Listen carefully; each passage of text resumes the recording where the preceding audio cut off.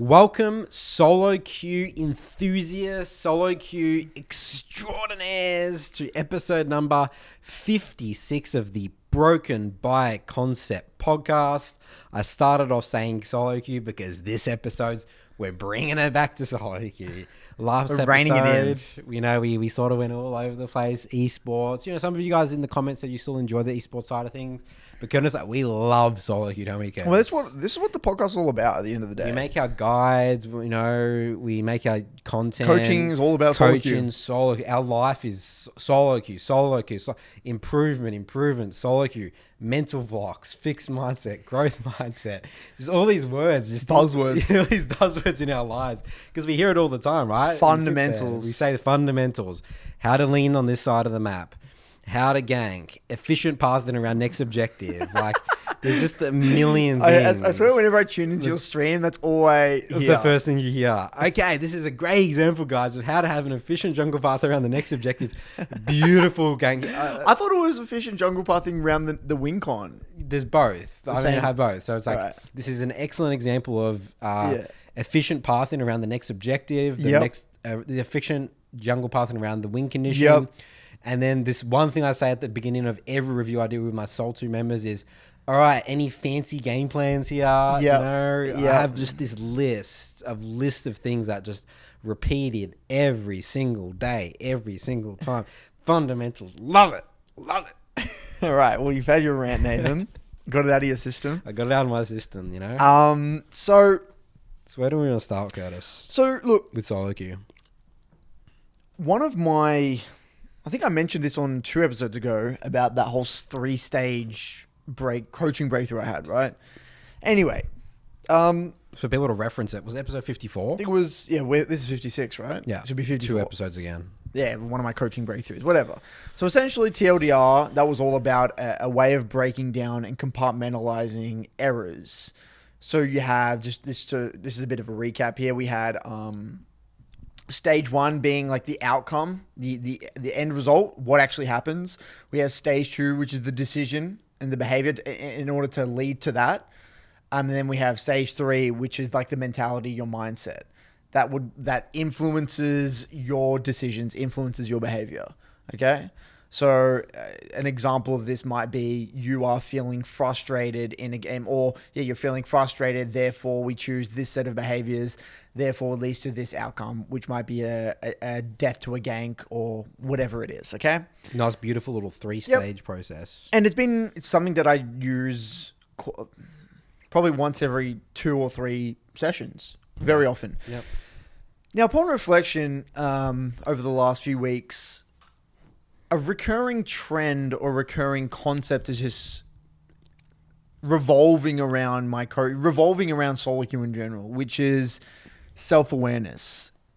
And I end up thinking to myself, if we had a little bit more self-awareness in X scenario or within our reviews, within our solo queue journey, we would probably have a lot more success. And it just sounds like a very buzzword, like self-awareness. Like It's a bit of a buzzword. You know, like everyone says that you got to be more self-aware. What does self-aware even mean? Mm-hmm. So I tried to follow this path a little bit, and I got reminded on an article that we're going to reference a little bit later on in this episode, where it speaks about essentially there's a difference between being aware of something you're doing versus understanding why we are doing that. So for example, I can pick up this cup, right?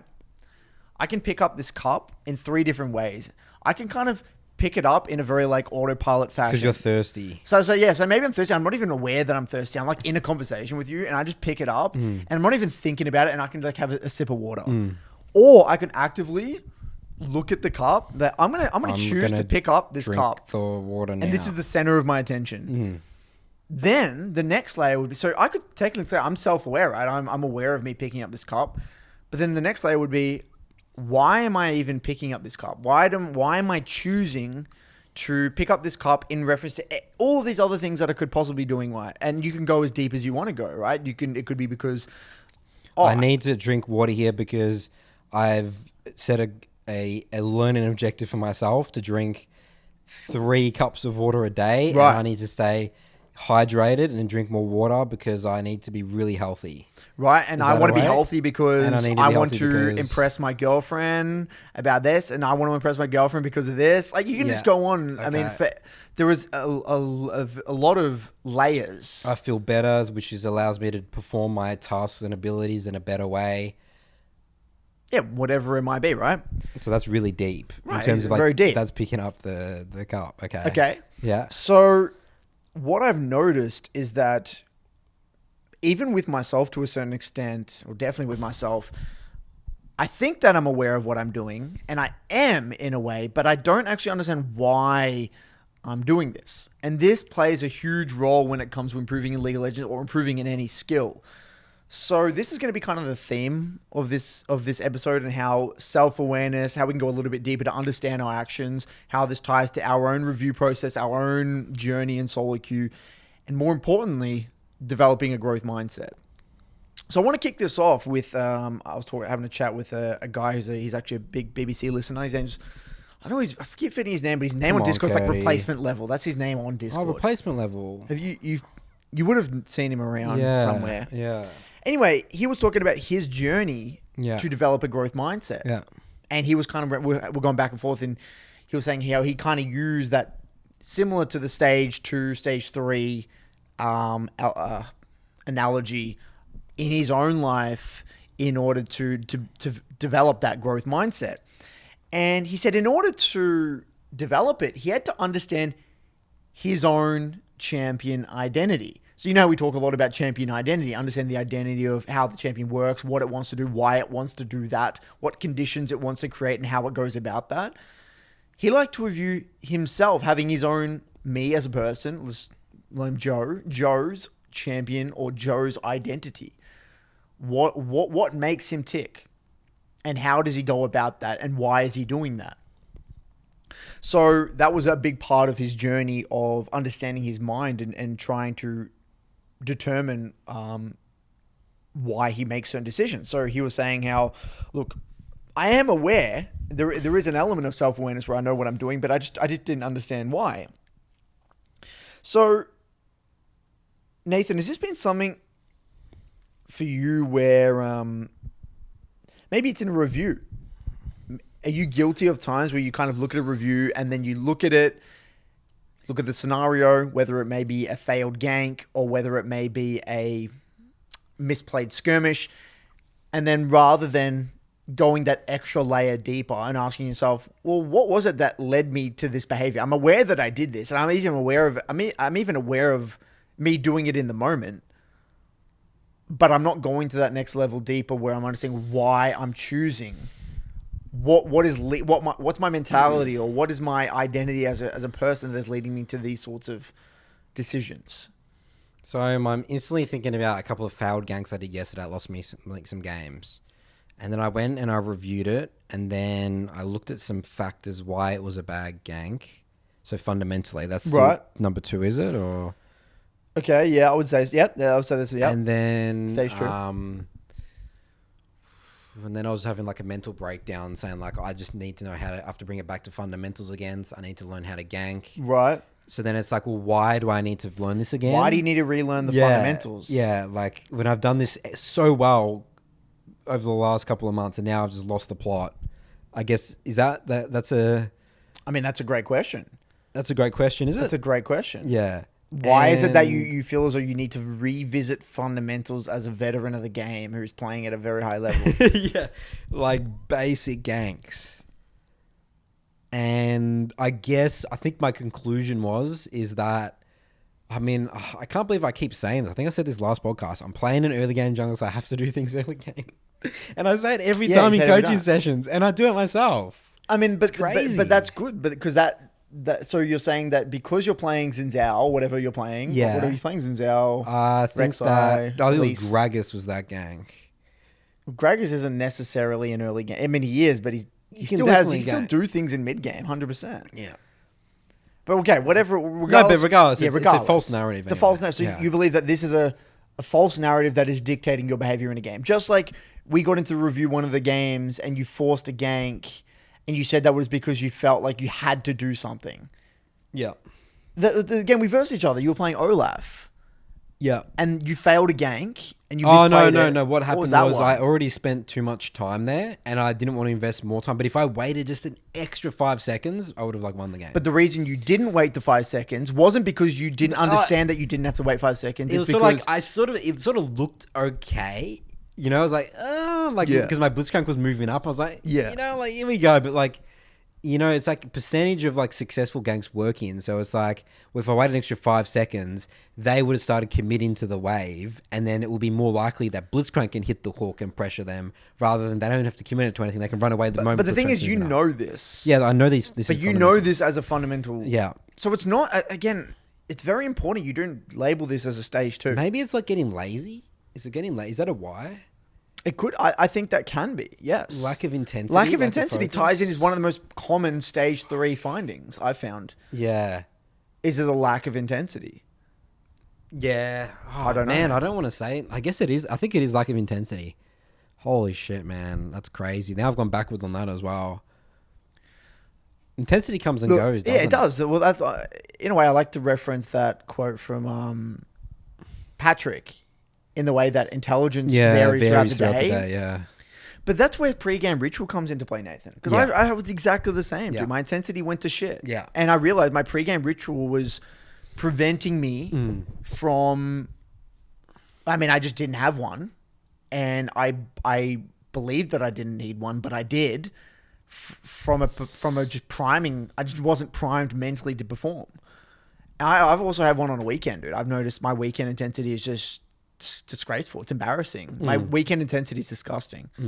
And I just, you know, it's just a reality check. Yeah. Is it?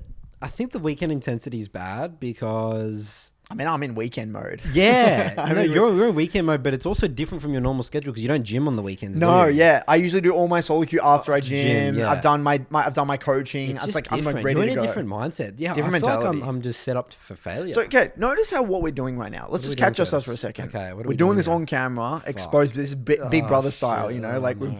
this is, you know, the Big Brother the show? Yeah. And like right now, the way I'm viewing this is like, there's like one of those like mirrors. Mirrors, yeah. And we People can't are see watching, them, but they yeah. can like see us. Yeah, and they're writing down notes and stuff. And so they're like observing us. Yeah.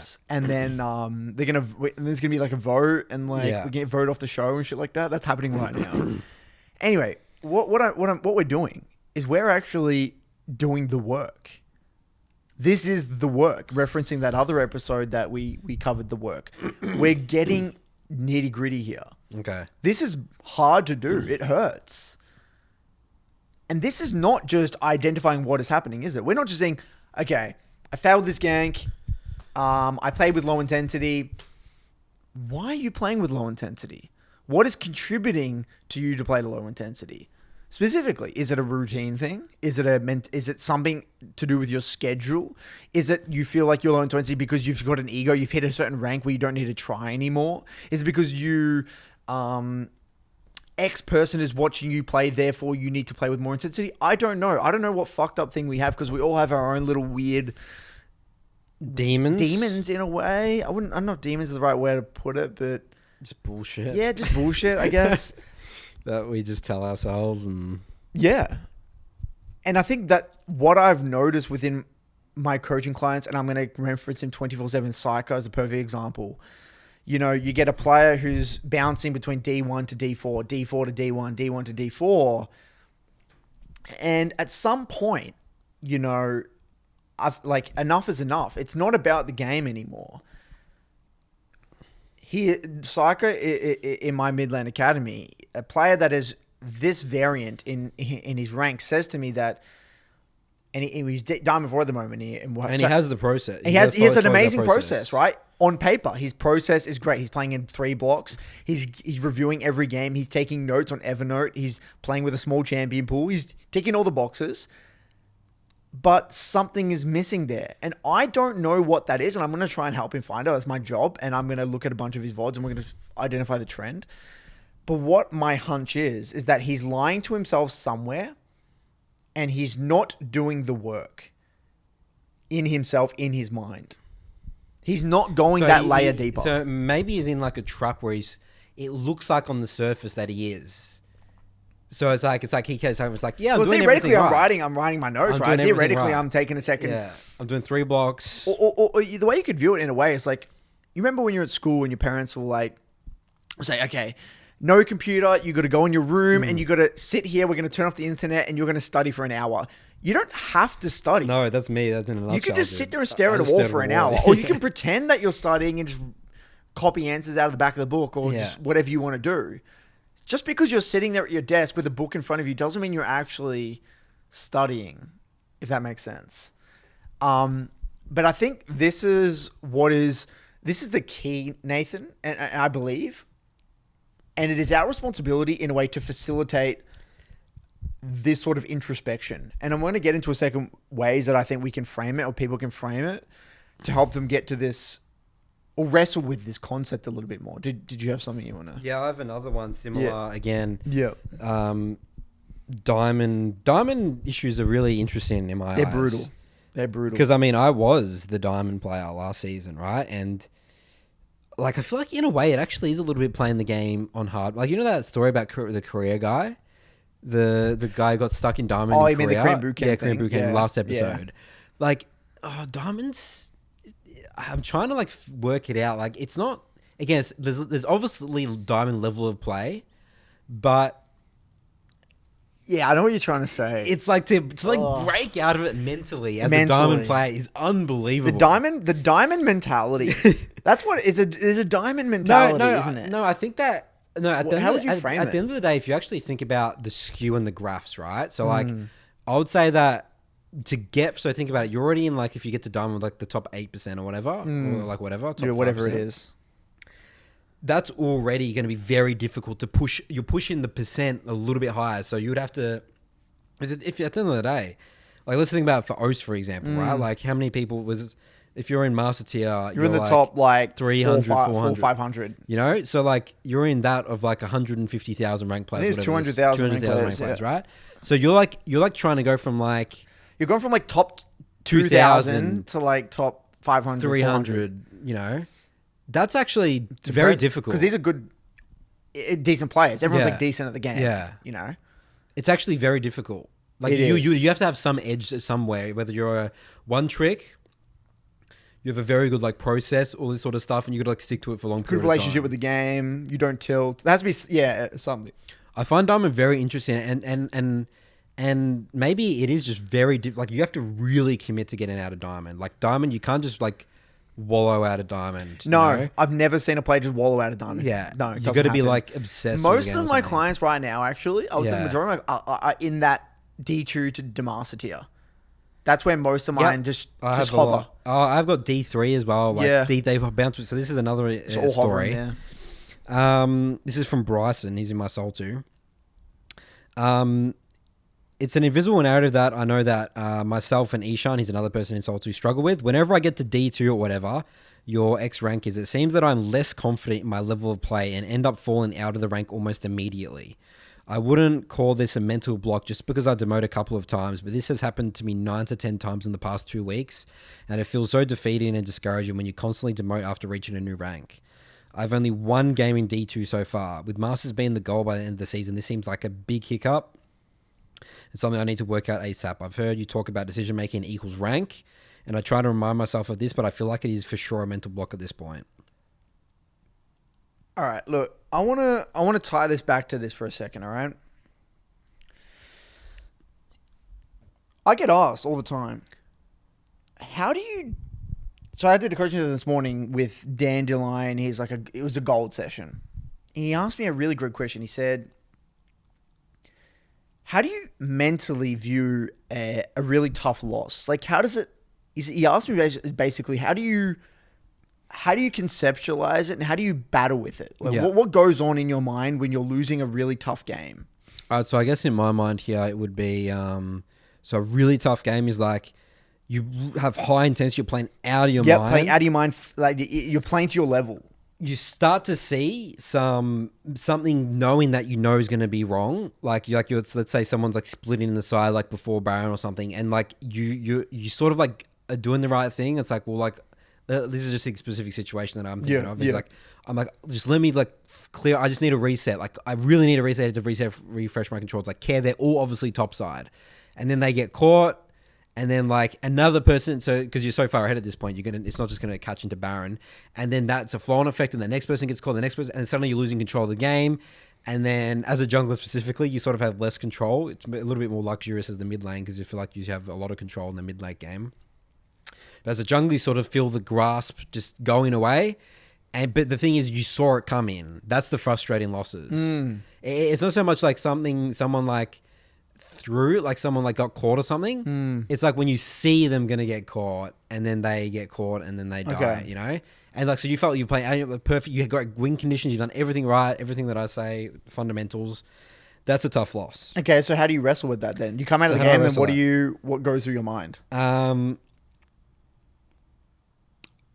Like, how do you prevent yourself from tilting and getting frustrated? Okay, so the only way to not tilt is a couple of things. You would have to think long term. So it's like, okay, the grand scheme of things, you'd actually be very happy with the way you play. So that's why reviews are so good as well. Because if you're like, oh, I did this well, then the only question I'll be asking is could I have communicated better with my team to not get caught in that specific situation? I'll be like, maybe I could have more clearly identified that I wanted to reset. Maybe I just said, maybe I just pinged and didn't type reset or something like that. So those are sort of the questions you ask, which will distract you from tilting. Okay.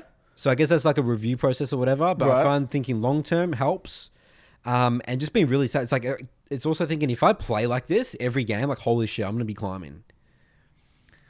So notice what you inherently believe there, Nathan, is that there is faith and trust that if you can continue that level of play, that you will climb.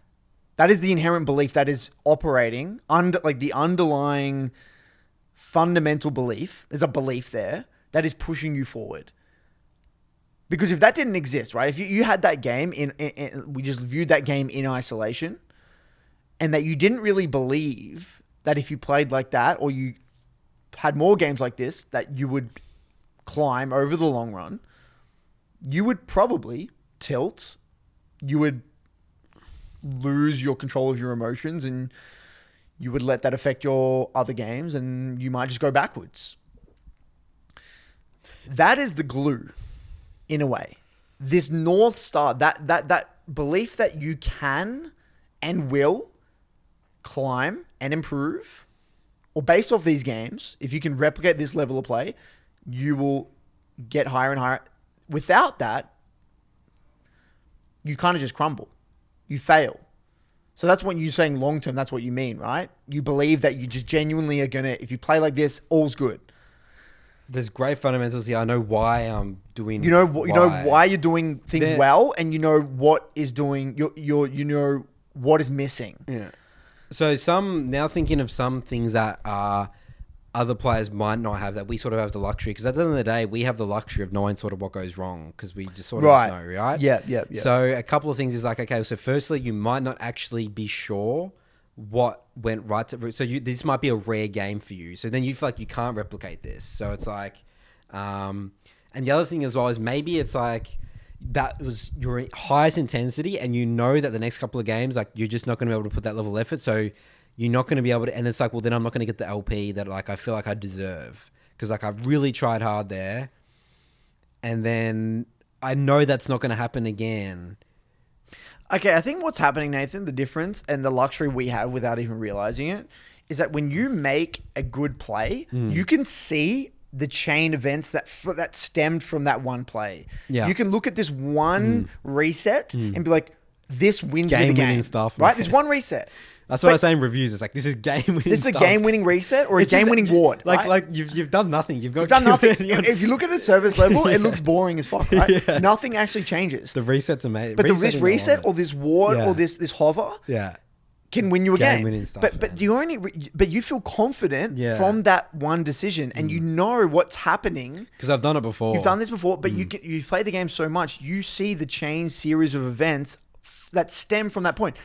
Conversely, you make a mistake And that every little thing that happens in that game, you know exactly where that stemmed from. You know where you lost control. You know where you veered off the path, and you're on a fucking dirt road, and it's dirty. But that didn't need to be. That's my disadvantage then, because I feel like other players have an advantage over me, even my level like challenger. Like I feel like a lot of people don't have the same introspection and stuff as me, or like understanding the fundamentals, but they don't harp on.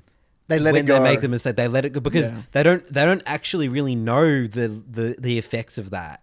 You know what I mean? Yeah, you're So the extreme of taking responsibility. Yeah, it fucks you're the so next hard. level of responsibility, which fucks you in a way. Yeah, It fucks you don't you let so go. hard. You don't let go of mistakes, And that's why you say you love playing against I like me, playing against you. Yeah, because you know that once that mistake's happened, I'm gone. well, I actually kind of like playing with you because I feel like you try harder. Yeah, You don't want to give up when you're on my team. In a way, I feel like you actually play better. that's not true. I've given up on Really? your team before. Remember? I don't know. Maybe it's just remember you got pissed off one time. Right, I did, but I don't know. I just believe that you won't give up when I'm on your team. Maybe you do, but that's my the way when I play with you. Yeah. I feel as though you won't. But when you're on the other team, you're the most interesting player to verse because you're either incredibly annoying to verse and hard to beat, or just super easy to beat. There's no in between. There's no in between. No. There's no in between. No. Yeah. So if I know you get behind early, you're done. Yeah. You're just predictable. Yeah. You're gonna run in and die. Yeah. You don't identify your role in the comp. Sometimes I'll just do nothing. Then I'll just do. But then when nothing you get as ahead, well. you steamroll. Just clean You the clean, game, and I don't have any way to win the game. Yeah. So it's like you're just so extreme. It's extreme, isn't it? And that's something I'm working on. But anyway, I think we get off track there. But what you said, you're able to identify that one mistake and the consequences from that mistake. Yes, that's a negative, but it's also a positive because again, that is what allows you to have a rock solid growth mindset because you understand why things occur. So when we talk to some of these players, I reckon, even Diamond or Gold, whatever it is, why they get so frustrated is because when they go into review, they don't have that. They don't have the luxury of the knowledge. So when they see a mistake, a small little error, they won't understand the chain series of events that is causing. That's right. Or when they do something well, Yeah. they don't understand why that is really good. And again, the potential events that will prop up as a result of that really good decision. So when they do well, yes, it feels good in the moment, but they don't feel confident in being able to replicate it. And when they do poorly, they don't identify why it went so poorly. So what I'm saying here is that this guy, so going back to the initial example with Dandelion, he had this beautiful laning phase. The game was all in his control, and he still won the game. But the game was a lot harder than it needed to be. I can't remember if he lost in one, but the game was like completely screwed because he like TP'd on the wrong side of the map, and then he lost full control of the game, and then like all these events started occurring from this one mistake. Yep. And he came out of the game feeling like he said, I played max intensity. I did everything I could. And I've left feeling this game really salty and frustrated. And I lost the last 2 games after this block because I couldn't let go of the emotions I had. And I said to him, man, look, the difference between you and I is that I fundamentally believe that if I play my best League of Legends, I play with max intensity, and then I get into the review, and if I don't know how to deal with this review, get coaching. And that's what he's done. And he's done that, but you can't let yourself get too off track before you get that coaching in a way. You know what I mean? Like, so say for example, he, say that he has a very terrible game. He doesn't know what he can replicate, what went wrong. But then he plays like 7 blocks before coach gets another coaching session and then loses 15 games in a row and then realizes what the hell just happened. He's just ridden a low confidence series. He's like ridden this low confidence down for 15 games and realized, oh shit, I probably should have. This all stemmed from that one review or that one game where I never let go, but they just don't let go of it. But I think we take it for granted that ability to just pinpoint why things happen. And this is the beauty of getting into the review. I guess the review is sort of like the let go process. What's the medicine? It's the medicine. It's like, oh, like that feels good. It's like, I know why I won that game. I know why I lost that game. So, it's brutal. It really is brutal. So you're saying that part of the growth, having a growth mindset, is letting go, well, part of the growth mindset, or is it more like just being really committed to the process long term? So I'm gonna reference the book that we're reading. Yep. In the book club, the John Wooden on leadership, and there's a section in the book where he talks about, just for those of you, I'm going to give a quick TLDR this chapter here. So essentially, this is a college basketball coach, and he had terrible facilities. Right, he had the worst facilities in the league, I think, and they couldn't do home games. They couldn't even do home games. Yeah. So then, what happened? He didn't even realize at the time, but he actually developed a mental block. So he didn't believe that he could develop a winning team with the facilities he had. But then, what happened? One year, he did everything he could, and they came top 4. And then he thought to himself, "Wait, if I could get top 4 with these facilities, there's probably a lot more." Like, it basically shifted his mindset from, why we can't win, why can't I win with this team, with these facilities, to how can I do it? How can I do it? So what I believe, I think the key to developing a growth mindset is, okay, this is where I'm at. This is my rank. This is what I do understand. This is what I don't understand. This is how much time I have in the day. Yep, this is what my schedule looks like. This is how many games I can play. What do I need to do, and how can I get to the next rank? Or I'm going to follow the process, and if I'm not getting anywhere, what do I need to alter in my process? Or how can I alter my process in a way that I can refine and get better quality results? So notice how that's coming from a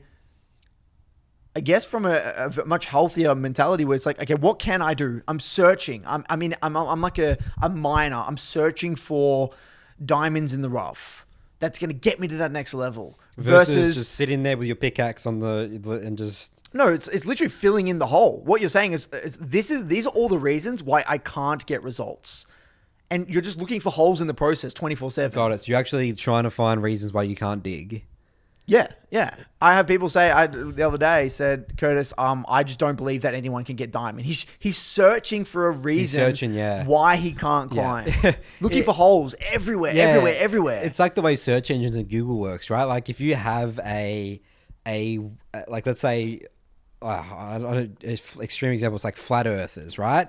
And you type in, is the earth flat, right?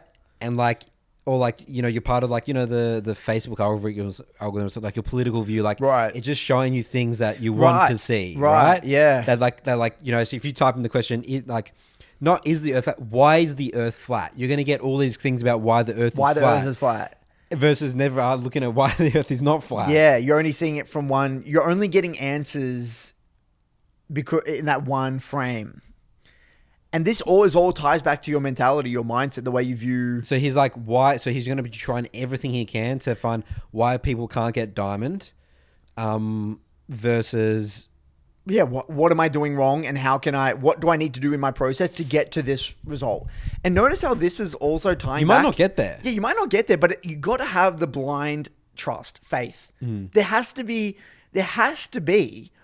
some North Star, some crazy belief that you can do it. A delusion. There has to be an element of delusion in any like goal. Like there's no. Okay, if anything was delivered on a platter, right? Let's just say you wanted to get achieve anything that's hard, anything that's really fun and hard. Imagine if you just knew you just did this exact same thing mindlessly for X amount of time, and you're just gonna get it, like guaranteed, no matter what, on the spot. That's what makes university degrees, in my opinion, so like this is a controversial take, but like anyone can get one once you're in. Like once you get into the course, you can like just jerk off in class and do whatever you want, and you just get like a flat C, and you get the same degree as someone who gets like all A's or whatever. Yeah, it's like it doesn't mean anything. It's like that's why it's so underwhelming. And then it's the same thing with if league was that easy. If league was like, okay, you just rock up and do average, and you're just gonna get diamond. Diamond wouldn't mean shit. Wouldn't mean anything. It wouldn't. Right. You wouldn't actually want to do it. It's got to be hard for you to want to get it. That's what makes diamond. That makes master. So Yeah, it's like you shouldn't even expect it. It's like, yeah, it's like when that person's like, why? Like, I can never get dumb and I'm in gold. It's like, well, Okay, maybe not. Like, there's a reality in which he doesn't. and there's no look at the percentage. It's like not everyone. Like, there's got to be losers in League of Legends. At the end of the day, the way like the tier graphs is Yeah. like, there's got to be losers. There's going to be losers, yeah. And that's the great thing. Okay, so how can I get on the side? How can I become a winner? What do I need to do to become a winner? But it's the mentality again, because that's going to influence the way you view everything. So Dandelion, he asked great quality questions, saying, Curtis, well, how do you wrestle with it? What am I missing here that is getting me so frustrated? And then when I got into the review with him, and we started to go through, okay, here, this is what happened, boom, boom. He's like, oh, this makes so much sense. I'm so glad I got this review.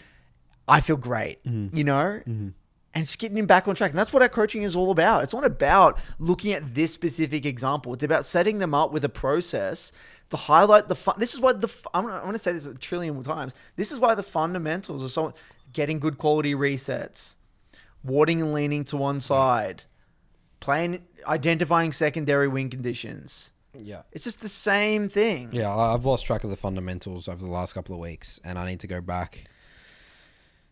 It can happen. It does happen. Because you know why? Because you think you've got it down pat. I think that's what I think it was for me. I thought I got cocky with it, but you can't. You got to keep focusing on it. Like, has this ever happened to you? Or your fundamentals just no? I mean, it definitely did that one time when I shifted my champion pool 24/7. I just went up shit creek so quick. Yeah, and I just dropped 400 LP. Remember, whatever it was, or I was stuck at 300 LP. Yeah, that last season. Yeah, I was up shit creek. I just go back to fundamentals. Then you went back to fundamentals. Remember, I was like, why am I dying to level 3 ganks? Yeah, just basic shit. Yeah. Okay. Yeah. Well, I mean, it happens. But what I think. So now let's riff on a little bit on that blind faith, right? And look, it's hard to do by yourself, and this is why I think friendship groups and communities and role models are so important. This is why the Soul 2 and the Midland Academy are so important, because we're all like-minded. We all are there trying to express our best self. And it's hard because there's a lot of noise out there. You gotta filter through all the crap.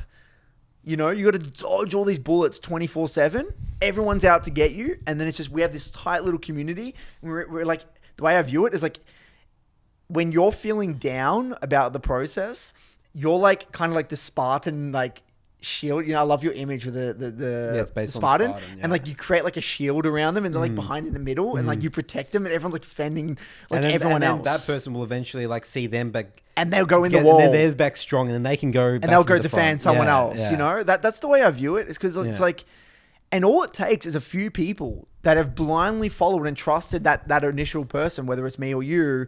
And then they've gotten the results, and then they trust now. They believe the process. They're on that path. They've developed that growth mentality, that growth mindset, and then boom, we're in the front lines now, just fending off all the crap, spreading the message.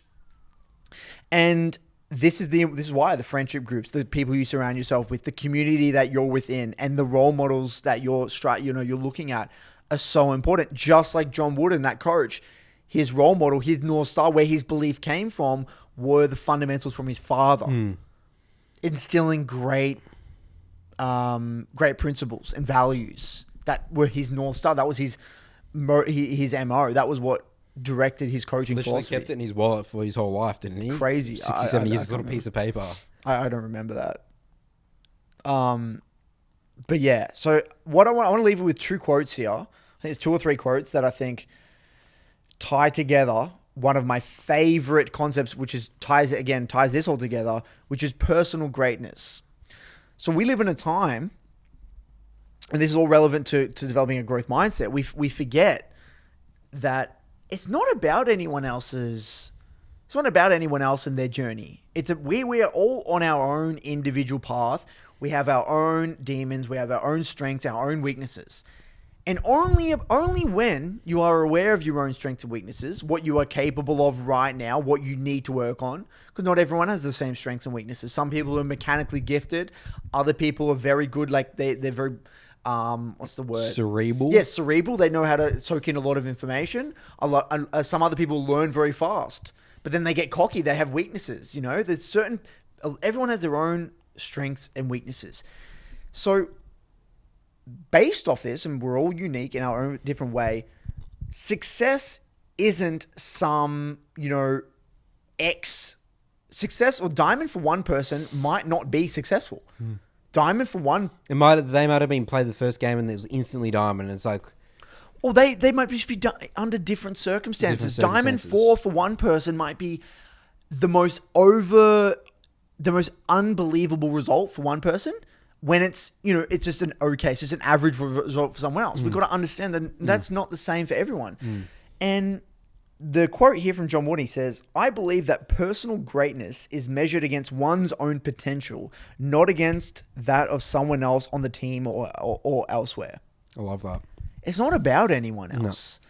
It's about you and your own journey and the way you go about it. The moment you start comparing, it's just so game over. Because it's so pointless. Like, even if you think it's like a reference point, it's like this person, it's like their brother or something. It's like got this at this time. Yeah, I had that.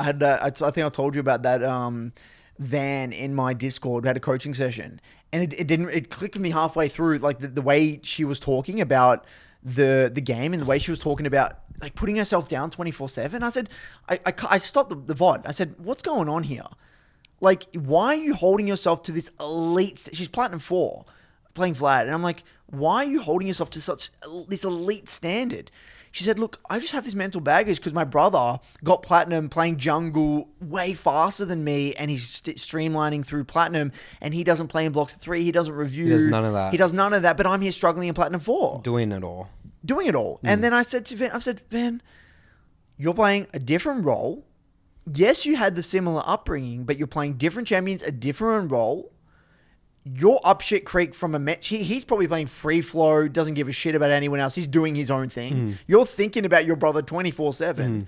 And regardless, you have your own strengths and weaknesses. You might find it easier for you to go from Diamond 2 to Master Tier, but he gets a Diamond 4 or something way easier than you. Your strengths might come into play later on, or maybe they don't.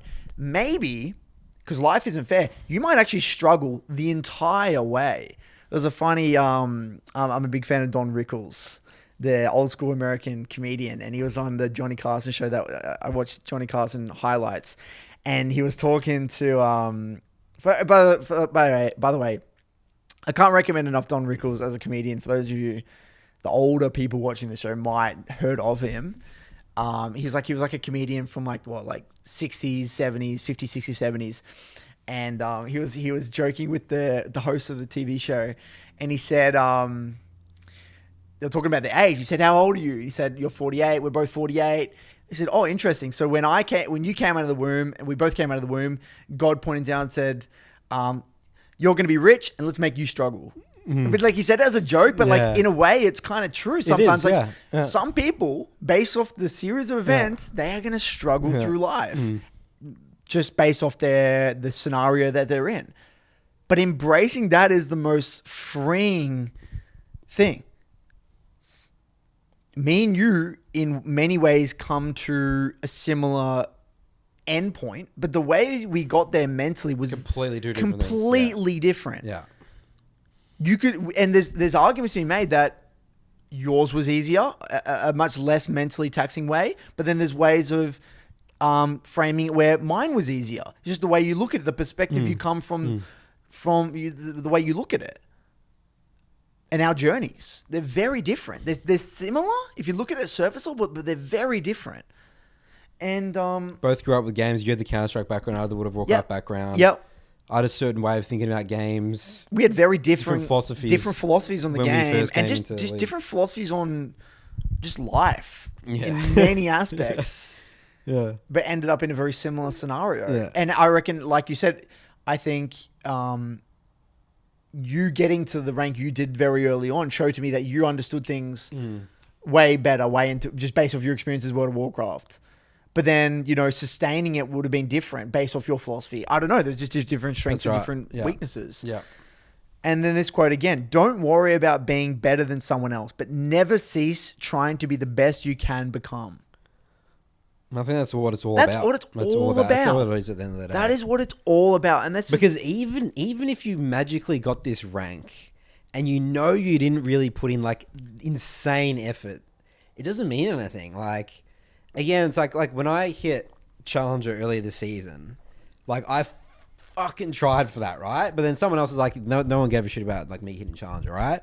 But like, I didn't care about that. It's just like, I just knew, and I knew as well how like long term could actually be really helpful to me because I stuck to something. I tried really hard. That's success to me, you know? And, you know, there's all these people, you know, rank 1, and I was rank 2 in you know, promo seasons, but I don't think I tried that hard. I mean, I tried pretty hard, but not as much now, and I haven't done as much introspection and stuff as I have. You could theoretically get this... You could even theoretically... I mean, I'm assuming the feeling of elation you got from getting Challenger this season comparatively to when you got rank 2 would probably be very different. Would you say so? Yeah. Because, I mean, even when that rank 2 wasn't enough for me, it was like, I have to get rank 1 because it means nothing. Right. That was my perspective because I thought I was just the best, right? Right. But the way you went about getting rank 2, it's so different. Yeah, I mean, I just play like 15 games a day. I mean, I play with high intensity. I just want to dominate my opponent. I just like this blind arrogance, you know. But now it's like I have a very different view of the game and very different approach, and just the whole everything's changed, right? It's like good. So, but notice again how all of this, whether it's the awareness of who you're surrounding yourself with, whether it's the awareness of you comparing yourself to others, whether are you aware of, you know, do you genuinely believe that you can't make it? Do you have some weird narrative that you believe that you can't make it, or that you're expected to make it, which is again tarnishing and putting all this expectation on you, like your brother got it, therefore you should be getting in this amount of time? Is it that you don't have any faith, whatever it is? There is all these things that tie not just to awareness of your actions, but of what is influencing your actions, that next layer. And the quote here is, and which I want to get into, Nathan, is, it is not enough to look at what you were thinking. We need to see how. That's the crux of it. A perfect example is, you know, some people that, let's say I used to work with Lars before we only coach gold, like silver. They'll be like, their identity is they're just a silver player. You know, and like becoming gold was just like out of the world for them. Yeah, you know? silver's because they were in there for like 8 years. Yeah. You know, like they've just always been like silver or bronze. You know. Funnily enough, Gifts brought him up 1,000 times. He got to platinum, which was his goal, right? And then he shifted his goal to plat 2. Then he got to plat 3, right? Then what happened is he was up shit creek in just in terms of confidence and stuff like that. And he started losing a lot of games. And every time he dropped to platinum 4 and he started getting low plat 4, as soon as he started getting to like 0 LP, like getting close to it, he was so nervous. Because he's so far away. I don't want to go backwards. I don't want to go to gold, please. I mean, if I go to gold, then what does it mean? It means everything is just going down the drain. Long-term and then what happened? He actually demoted. And he said it was the best thing that ever happened to him. Really? Because it shifted his mentality completely. He's like, well, I just got to earn it back. And he just like, oh, it's not as bad as I thought it was. You know, he thought it was like the end of the world that your goal won. Yeah. And then just boom, climbed back up, went on like a 15-game win streak or something. Never ceases to surprise me, this sort of stuff. Like, you can tell me the most ridiculous story about how you dropped X amount of ranks and climbed up X. We've seen it all, Nathan. Nothing surprises me anymore with the mentality of the game. You know, remember Summoner Squid, we highlighted? He went master. Was he the older? Yeah, the 29-year-old with all like the responsibilities, yeah, the house and that sort of stuff. So he got up to like 350, 400 LP Grandmaster, right, in an A. Yeah. So he joined Soul 2.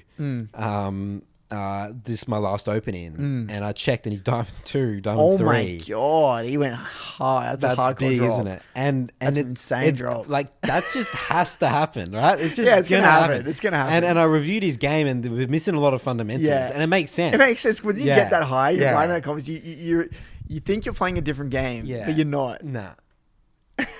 So I thought that's really, and I love working like this. That's why I get most excited about that. Is like someone who's been on like a massive, because that's what happens. Like when they come to Salt, it's like an oh shit thing. It's like, all right, for fuck's sake, like I gotta come learn the game now. You know, like I can't get away with it anymore. Yeah. So it's gonna be fun. And I told him his name's Alex, and I was like, this is exciting, Alex. Get excited. This has gotta happen. This happens to everyone, man. Like, Yeah, it does. everyone. Everyone, yeah. I mean, you like again. You had huge drops as well last huge. season. Even I'm on this my season. drops. Over the last couple of weeks, I've lost 200-300 LP. Yeah, when I drop in 300-400 blocks, 300-400 LP blocks. Yeah. I'm on that right now. Yeah. You know, so you're down like what 350 or something like that. yeah, I'm you on were like 490 LP. I was 760 LP. you were like nearly 800. Yeah, and now I'm 490. Holy shit, dude. So yeah, it's fun. Yeah, everyone does it, dude. Yeah. And this is what makes League great, dude. Every day, when I think about this stuff, it's just what else can give you this amount of knowledge about the self?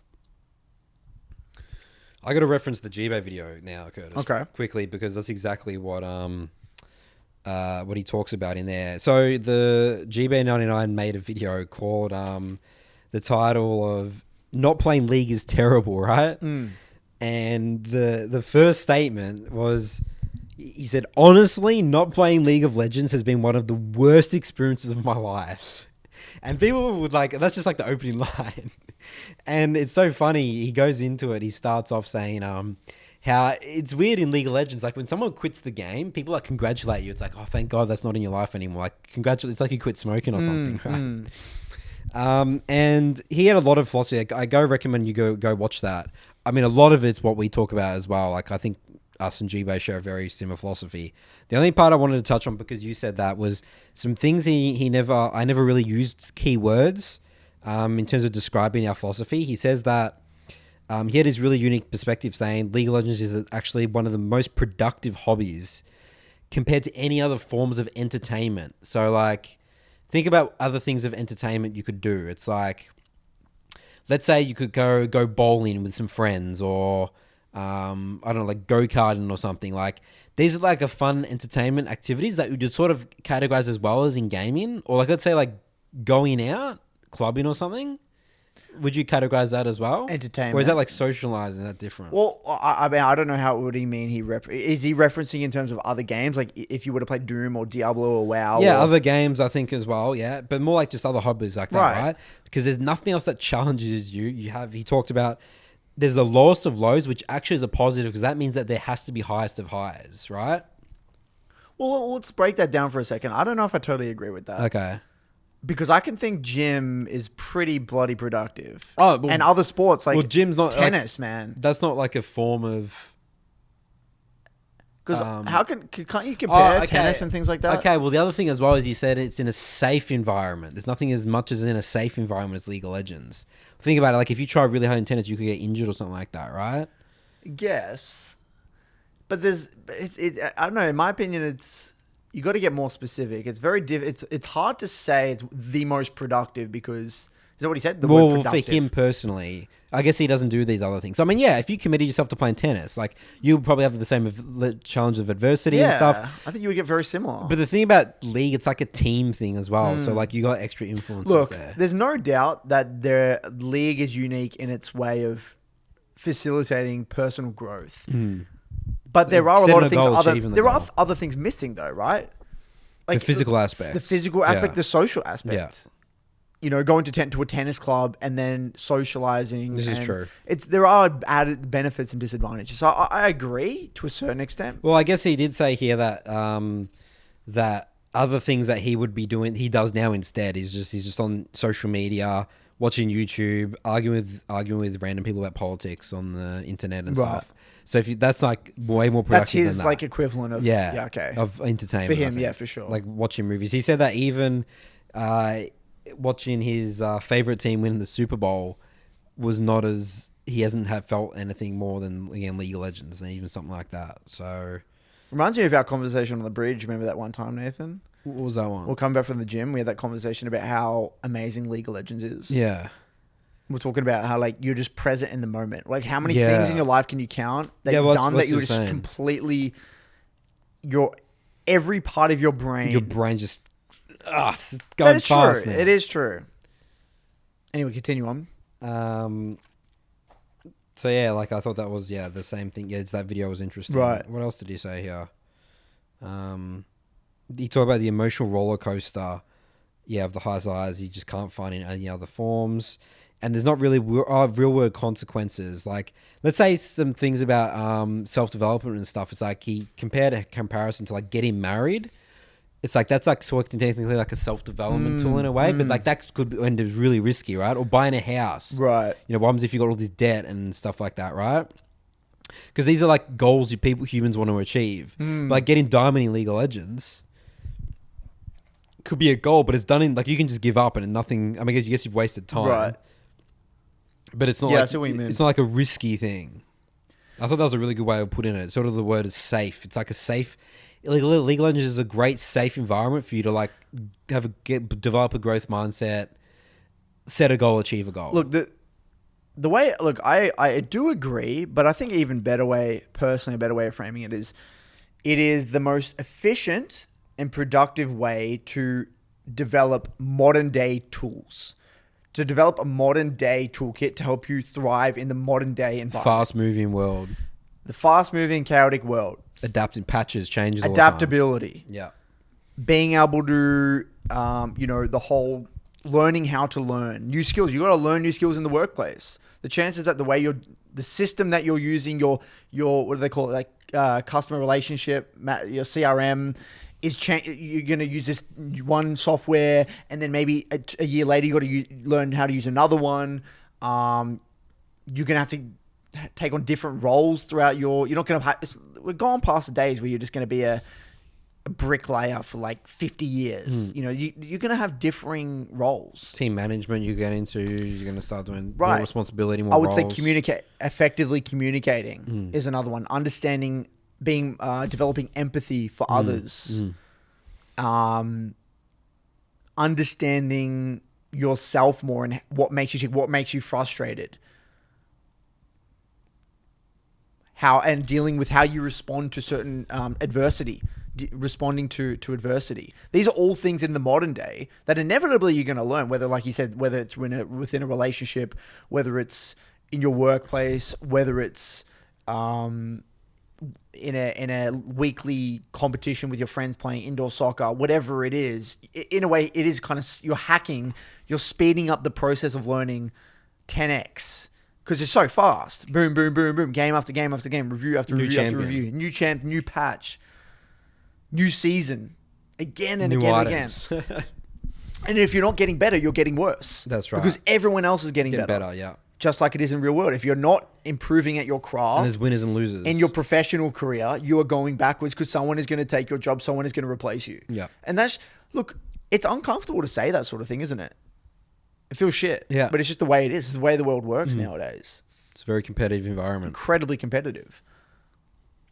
And I would agree with that, man. And look, the sad thing is that I don't think Riot actually push the benefits of the game that well.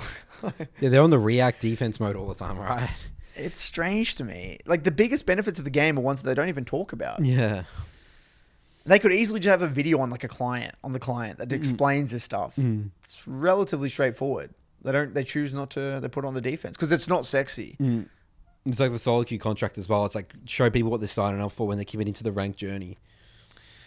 So do you want to go through that article, Nathan? Yeah, we got to bust out the article. All right, let's this was excellent. Before we jump into this article, let's take a quick break. Okay. Toilet break, and we're back in a jiffy. Jiffy, as I always say. All right, so we're back. I actually got linked an article from Hailfire on my Discord. I think it was like 2 weeks ago. And there was an article called How to Challenge Thinking Patterns That Drag You Down. And essentially, the crux of this article is, like I said before, not just looking at what we think, it's how we think. And it goes in to talk a lot about cognitive distortions. And psychologists use the term cognitive distortions to describe irrational or faulty thinking patterns. These cognitive distortions overlap with one another, or several may co-occur. To predict, and it talks about how you can predict career success or satisfaction in specific roles by measuring behavioral traits, so on and so forth. So then it goes on to really break down how a lot of these cognitive distortions can actually influence the way you view things, your frame of reference. Looping back to that stage 3. These are things that are running in the background that will influence your stage 3, your mindset, your mentality, and which will obviously in turn influence your behaviors, which influence your outcome, which influence your happiness, your emotions, so on and so forth. So what we'll do... I got to read these out, Curtis. We got to read some of these out because I think these are so... I mean, Curtis, I have all... these are relevant to League of Legends. I think a lot... these. I mean, I think a lot of us do, dude. All right, Curtis, I want to start. Yeah, start. This is like everyone close your eyes, everyone. I'm going to read these out and just see if they apply to you. How do they apply? Yeah, you got to be pretty honest, though. You got to be honest with yourself. People are very good at lying to themselves. They are, yes. Okay. First one here. So this is by a psychologist. We'll link the article in the YouTube thing. You guys can read it. All or nothing thinking. Description. You see things in black and white categories. If your performance falls short of perfect, you see yourself as a total failure. Is that not me right there that we talked about earlier? That might be, though, one of the most common ones. I think you see me, that. Or that's 100%. But would you say that's just such a good excuse to not do something? Because it's like, well, I'm not going to do it unless I'm all in on it. Right. What's an example of this for you? How would this apply? Yeah, exactly what we talked about earlier. If I don't have a perfect early game, like, it's just a failure. The whole game's a failure, no matter what. Versus understanding that people make mistakes and I can still win the game. Like, that's just a huge, like, mental block. How else do you think? What are other examples of that one you see in All or other nothing people's? Thinking. Oh, for other people? Yeah. Because I think this is a common one in other areas. For me in the Midland Academy, when I see this, is that if you lose a game, there's nothing else. Like, people believe that the block is a failure if you lose in a way. So there's no such thing as losing and still having a good block. That's the way I view that. Okay, yep. But I don't know, these are, again, something that we need to dwell on. Overgeneralization. You see a single negative event as a never-ending pattern of defeat. What's this one for me?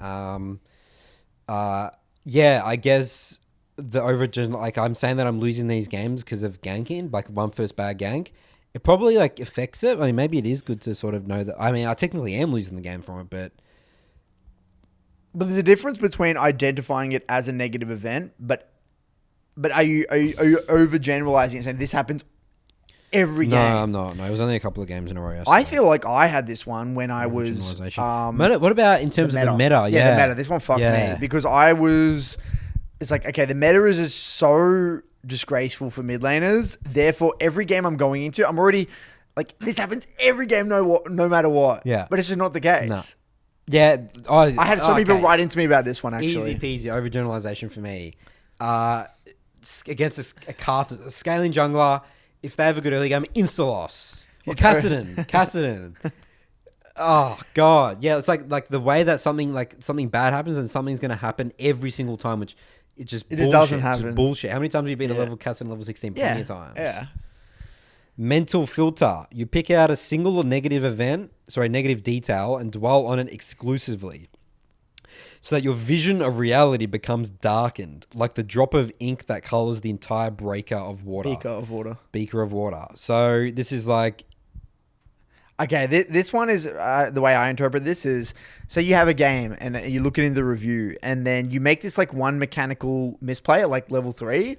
And then no matter what happens after that, you're reviewing through a negative frame. So you just dwell on it. So that influences, like, I'm so bad. Your view becomes dark. And so your view, your self-confidence, the way you view your level of play is lower than it is in reality.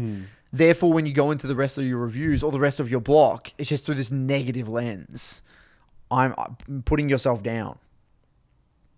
Disqualifying the positive. I think humans are so good at this. You reject positive experiences by insisting they don't count for some reason or other. In this way, you can maintain a negative belief that is contradicted by your everyday experiences. Poor me.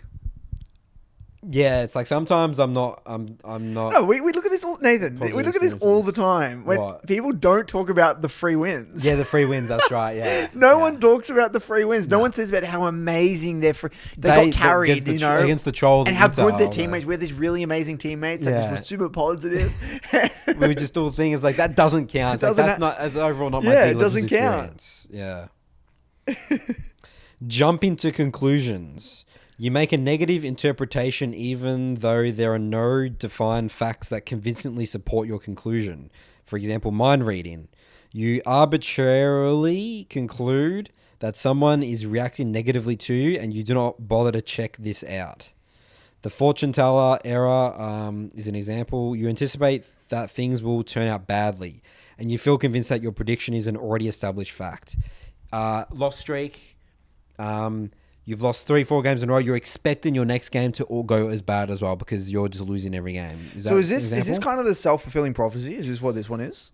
where like you want something to? Is that I'm not 100% sure. I'm So assuming. jump into conclusion. So like the ending sentence they get us.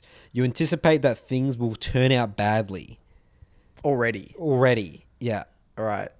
Before you even get into it. Right. Yeah, I mean, people do this in pre-game when they look at their stats. draft, and the or the draft. draft. Yeah, that's People a big dodge one. and they just dodge games when, you know, they just jump to conclusions. Just because this is the way, you know, the matchup should go on paper, that's the way it's going to go every single time. Or this guy has a really good win rate, therefore he's going to win this game. Or I shouldn't play Yeah, this I'm against game. Smurfs or something like that. Whatever it may be. Magnification or minimization, you exaggerate the importance of things, such as your goof up or someone else's achievement. Or you inappropriately shrink things until they appear tiny. This is also called binocular trick. So what's an example of this? You exaggerate the importance of things. I guess you sort of did this with, when you talked about Tyler 1. Right. How him getting challenged doesn't really... He's like, Yeah. he made it tiny because it's like, well, the way he did it is not... Like the 2,000 games played, playing like 30 game blocks and like having no worries because he's makes to push an money. agenda. Is that what that is? No, not so much. It's just trying to make things like... So it's like inappropriately shrink things until they appear tiny. I don't know. Let's just leave that one for now. Maybe I don't know. Maybe that's a bad example. Emotional reasoning. You assume that your negative emotions necessarily reflect the way things really are. I feel it, therefore it must be true. Oh, that's a very interesting one. That's an interesting one because sometimes it's a good thing though. The feeling, right? It's like it feels right. But I guess it's more negative. You assume that your negative emotions necessarily reflect the way things really are.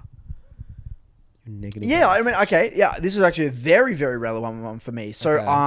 a common problem in the Midland Academy is they'll start the review saying, because I always say, what are we looking at today? Why did we pick this VOD? And they'll say, it just feels like I wasn't impactful.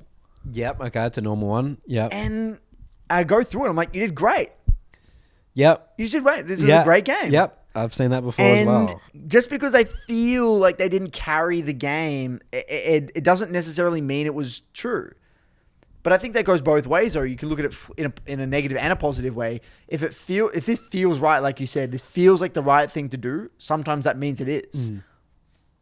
So you gotta be careful about that one. I feel like that's a double-edged sword. I agree. Should statements. You try to motivate yourself with shoulds and shouldn'ts, as if you had to be whipped and punished before you could be expected to do anything. Musts and oughts are also offenders. The emotional consequence is guilt. Yeah. When you direct should statements toward others, you feel angry, counter-ganked frustration, that. and resentment. Yeah, fuck. I should have done this. I should have called that off, or I shouldn't have done that. So how do you frame that better? So I actually saw this. I was reading down. I actually want to kind of skip forward for a second. We'll come back. Yeah. Here we go. I think this was it here.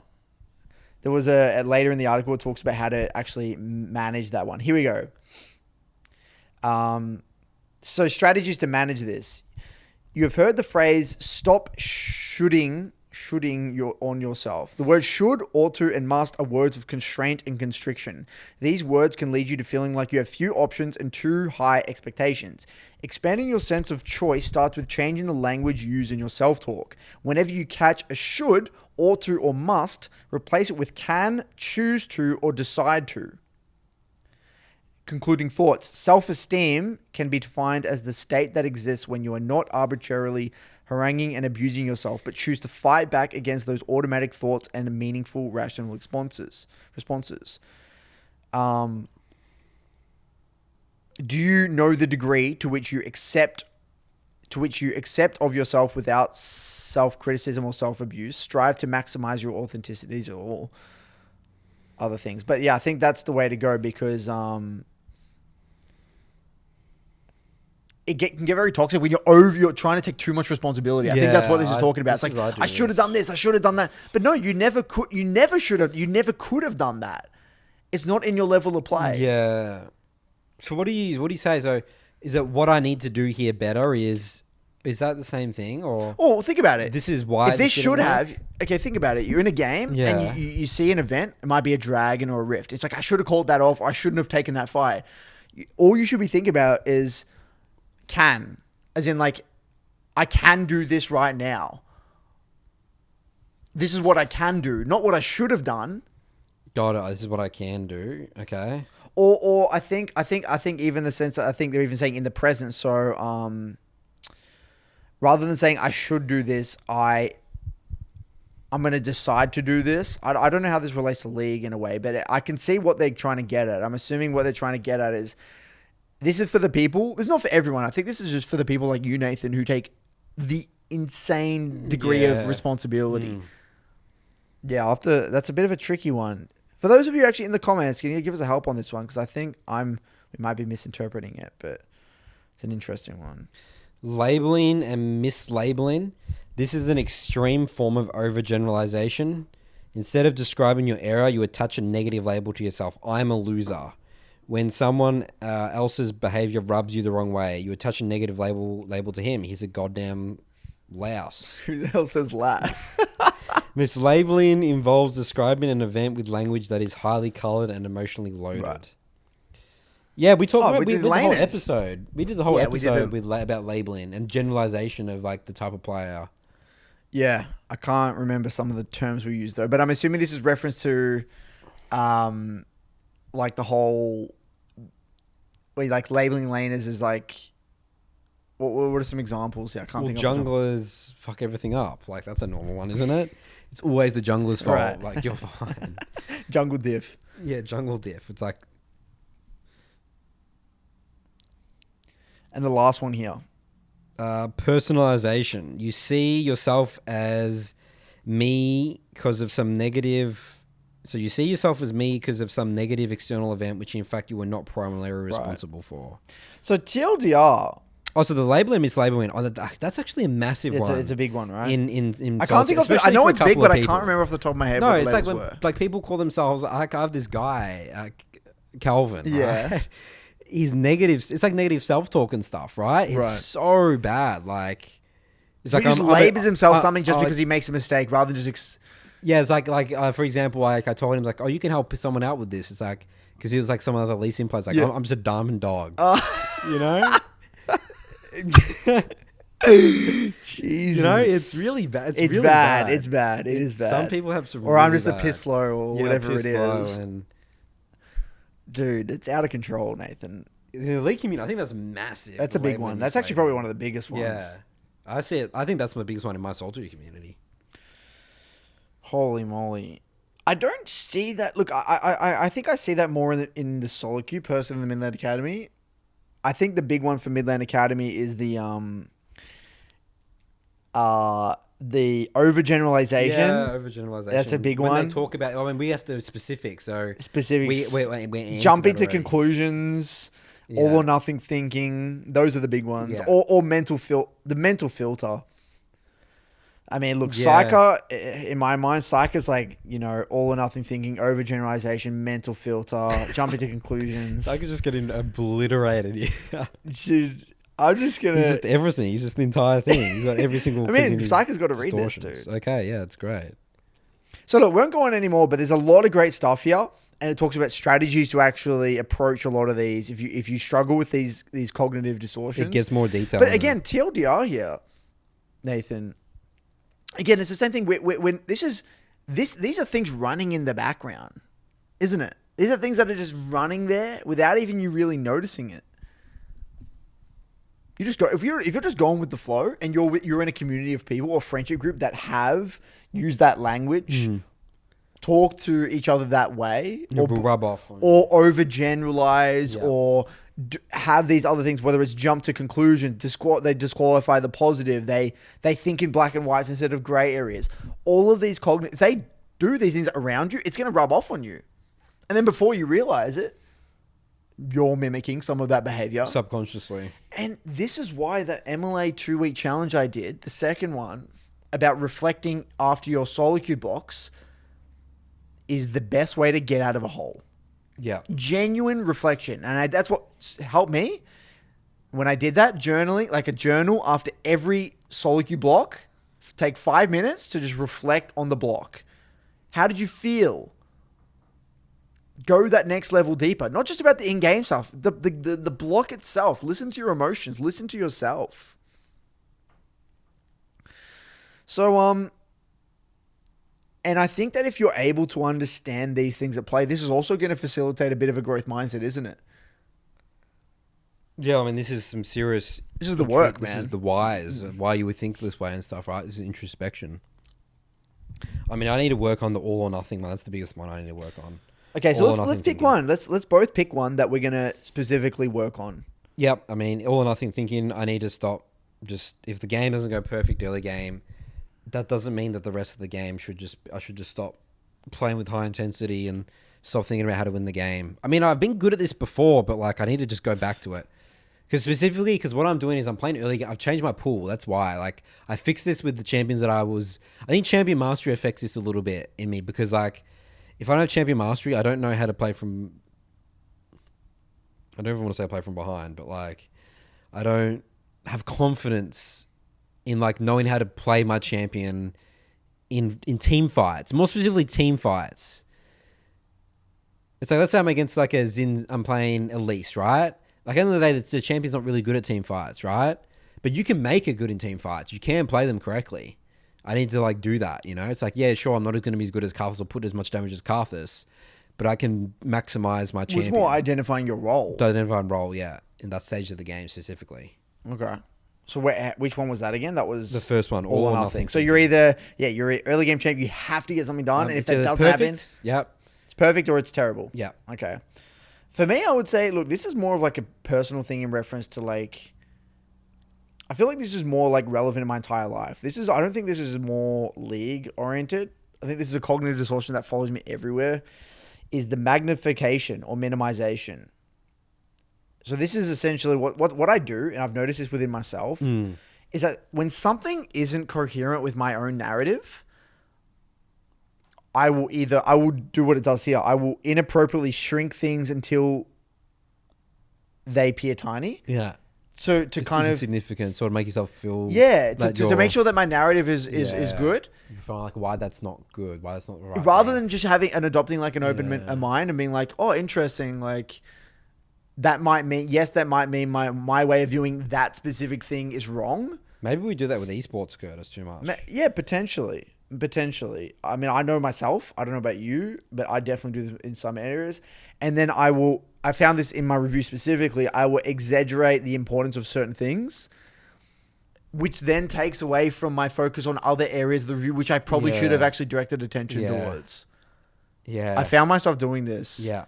So like, for example, if I'm playing Rumble, right? I will overemphasize the importance of like getting a good roam or ult off. And then because I'm overemphasizing that, and exaggerating it, I'm actually distracting myself from getting into my shitty laning. So I think that this magnification or minimization is something I need to work with. And I think the way I'm going to deal with it specifically, the way I'm going to work on it, is that whenever I feel myself... Okay, I think this is how my trick for me personally. What I'm going to do is whenever I catch myself feeling as though something doesn't make sense, something is running counter to my narrative in that given moment, rather than going on the defense and being like, no, but this, I'm going to just take a second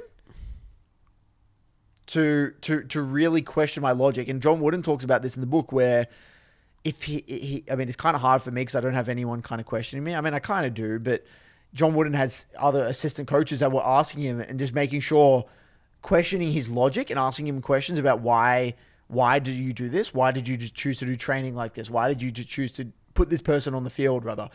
And what he loved about that is it was constantly making sure that his logic was sound. And I need to do this because he had to explain himself. So if someone questioned, even though he might be right, it's like they asking that question. It's like we'll have to explain it. Well, he had to reiterate to himself, making sure that his logic was correct. Yeah. So I think in a way I need to ask myself questions. And if I get asked questions in the Midnight Academy, instead of default response answering it, I need to take a second to make sure that my logic is sound, instead of using the magnifying minimization thing. That's what I'm going to try and do. It's a great article. Give it a read, guys. Put it in the description. Yeah. All right, should we jump into mailbag now, Curtis? Let's do it. All right, here we go. Nathan's mailbag. Welcome back for Nathan's mailbag. Jingle, jingle, jingle song. All right, so first question here is from Francesco. League improvement as a tool for personal development. How fitting for this podcast episode. It's almost as if someone chooses and picks these questions. Oh, that's very interesting. I don't know who would do such a thing. Hi, Curtis and Nathan. I'm Fran, an 18-year-old Argentinian. Sorry for my English. Thank you for the podcast. You might remember Ponyo. Well, I'm a friend of his. We know Ponyo. Isn't he in the book club? So basically, I consider my adolescence has been full of failures. Some examples. Not being able to talk about some delicate things, trying to force some friendships, and for worse, the flirting or sexual aspect. I mean, what adolescent doesn't struggle with that as a male? Yeah, it's really normal. No one knows what the fuck they're doing, guys. Come on. It's like, what is it? Everyone's just like an instant chat, dude. It's like, that's not how it works. What do you mean if you haven't got with like 50 girls by 18? Then come on, man. And I feel like every long-term goal I tried to set, I could never achieve. For instance, becoming better at League. A few years before, starting to meditate or reading a book, I just can't sit down and stick through a long process. And this is really annoying because whenever I start thinking about a new goal, I just planify, but never actually, so he plans it, but never actually like executes, achieves it. This made me feel literally a human being failure. Based on that, I started thinking of myself as having a fixed mindset, as in I'll always fail in a long-term goal. This is quite terrifying for me, and I want to work on it. So here comes League. I've played League since 2013, but in a more serious way since 2017 or so. So I feel like I have to be in a certain rank. Straight to the point, I'm in Plat 3, and I want to get to Diamond 4 in order to build that confidence that was taken from me. Do you think League can help build confidence and then achieve other goals? What can I think of myself if I don't get to Diamond? If I do get to Diamond, wouldn't it be dangerous for me to raise my self-esteem based just on League? Thank you so much. He says, Zoe Main, don't hate me, please. That's what he says. Right, Curtis, do we have some answers to him in this podcast here?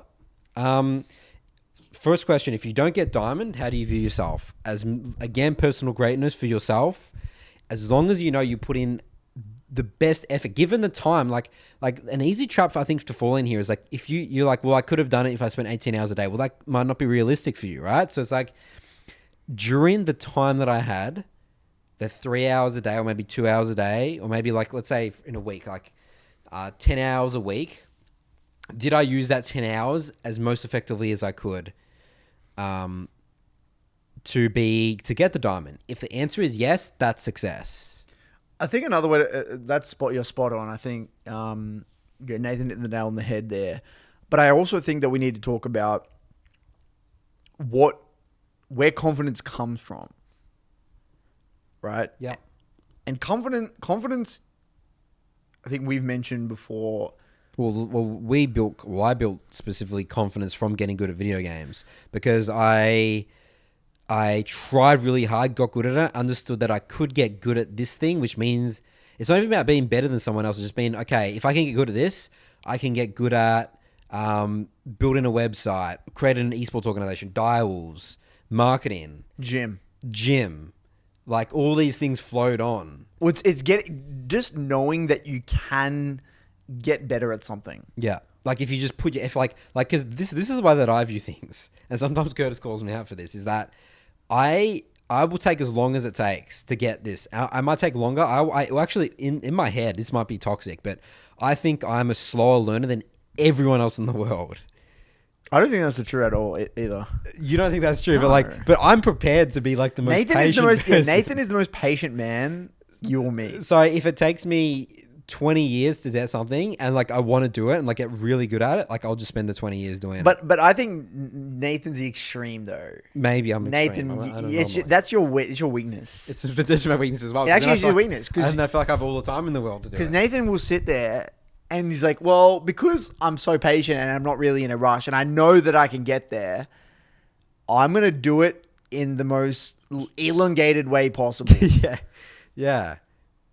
I think with you, Nathan, Yeah. the question you should ask yourself is, okay, if I had to do it so you said, I asked you the other day, so I said, Nathan, how long is it going to take you to get back to Challenger? Yeah. And he said, well, it might take me like, I think next 6 season. months. You said like 6 months or whatever you said it was. You said like some ridiculous, and I'm like, okay, well, if you had to do it in a month, what would it look like? And I just think that if you had that mentality and you reined in your patience just a little bit, you would be much better off. Anyway, we're going to entertain you there. So I think like Nathan, like the knowing that you can do something with time and effort, and knowing that you can get better at something is where confidence is built, in my opinion. And it was for both of us. In league, for me, it was just knowing that I could change, knowing that I could put my mind to something and just get better at it. And I'm not limited by my upbringing. I'm not limited by whatever limited me in the past. That there is something that I can do to fundamentally change the way I think and the way I act in this specific task. So I think in order to get to that point, though, what does it require? It requires, like you said, time management. It requires discipline. It requires focus, and requires, I would say, patience and consistency. And these are all incredibly hard things to nowadays. There's so many distractions. That's what I'm saying. Don't feel bad for yourself, dude, because this is normal. You are growing up, just as we are, in a time where you are fucked left, right, and center by dopamine. Yeah. Right? Yeah. You got Twitter, Instagram, Facebook, YouTube, trillions Netflix. of dopamine is flying at you 24/7. And that's probably why you struggle to sit with something. That is why. You have a great plan, and then it's like 2 weeks in, you're like, fuck, it's just easy to just like, do this. Right. And requires an immense amount of discipline and just sheer will. And I think certain people naturally... Look, I'm saying this. I have to say this. Certain people do have better self-control and just sheer... will than others. Based off their upbringing and based off the situations they were within. But it doesn't mean that you can't learn it and get better at it. So, for example, I would say... Look, I'm just going to use Nathan because I know Nathan well. I would say Nathan is not, based off the way you were raised, you are not a disciplined person. No. You never worked. No, never had a job in my life. Never job. You would always like, you're good at sleeping in. Yeah. And just like the classic. Yeah. But you got better at it. And you developed discipline in your own way. Somehow, it's over time, just through just sheer force of will and understanding that you had a task, you wanted to do something. You got to do things that, to get good at anything, you got to do something that sucks. You got to do something that sucks. It's just so gonna you suck. understood that. Yeah. But it was hard for you, wasn't you? To grasp. And I don't think you ever went from 0 to 100 either. No, it was a... So what's going to happen? Sometimes I'll do it for a little bit and then it would go away and then I'll come back and then, Okay, so what was his name again? Francesco, right? Francesco, yeah. So what's going to happen, Francesco, is that you aren't going to go from being Francesco, where you are right now, to the version of Francesco you want to be overnight. No. What's going to happen? You're going to try, and then you're going to fail. And then you're going to try again, get a little bit better, but then you're going to fail again.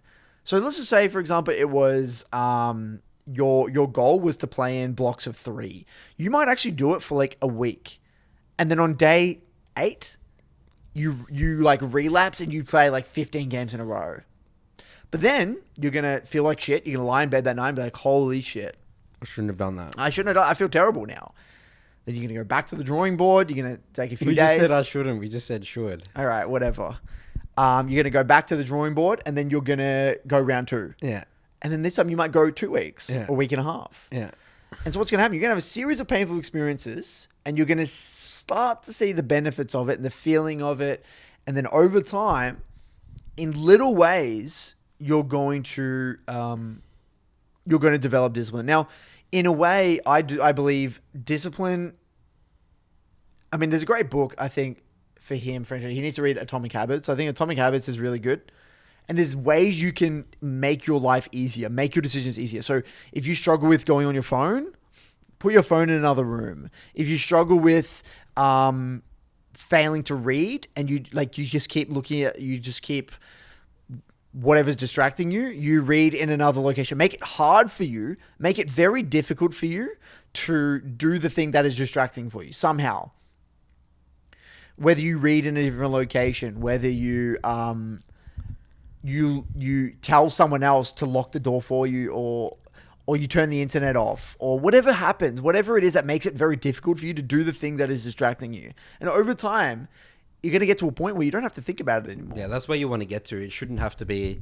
It's not going to require any willpower. Yeah. It's like, again, going to the gym for us, like it's zero willpower at this point. No, just do it. It's just part of the schedule. Is what it is. It's just part of the schedule. It sucks sometimes, but you just do it. Yeah, it's just part of the schedule. It's part of the schedule, yeah. You think I want to do my coaching at 5 in the morning? No, I don't want to do my coaching at 5 in the morning every day. I would much rather it be 8 a.m. Mm-hmm. But due to me being in Australia and my clients being in North America and Europe, I am forced to do my coaching at 5 in the morning, which means I got to go to bed early. Yeah. So I structure everything around that. And that is non-negotiable. I go to bed at 8:30, no matter what. I'm in bed by 8:30, like roughly 8:30 to 8:40. And I wake up at 5, 10, or 5 o'clock, non-negotiable. No matter what. No matter how shit I feel, how cold it is, whatever. That is just it. And then once you get to that point and you wrestle with that, and it's like, okay, I'm going to schedule this in. And that's why schedule comes into play for Francesco. He's going to have to schedule. Yeah. Schedule is everything. Is the best. That's what helped me schedule. Schedule is everything. Yeah. Once you get the schedule in, and you're like, okay, this is non-negotiable. I am going to bed at this time. I am reading at this time. I'm turning off my computer at this time. Non-negotiable. Yeah. Now, if you can honestly do this, you create this schedule, you follow this process, you do this for like 3 months, and you get 0 results. Man, we'll personally fly to Argentina and then knock on your door, and then give you $100 ride points. Okay.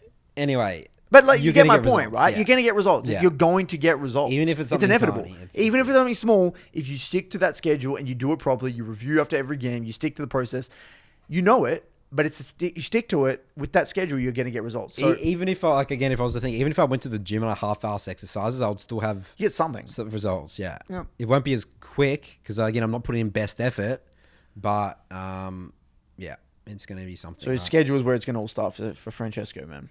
Yeah, I mean, trust me, French. Like, if there's no schedule, if schedule didn't exist for me, I would be a mess. And also, again, he has to remember that he's going to fail. Yeah, he's going to try. He's going to try schedule, and he's going to sleep in day 3. Yeah, that's right. Whatever it might be. Yeah, that's normal. Go back to try again. Try again. Get on the bandwagon. Try again. Next question is from Michael. The title of this email is "Improving While Playing with Friends."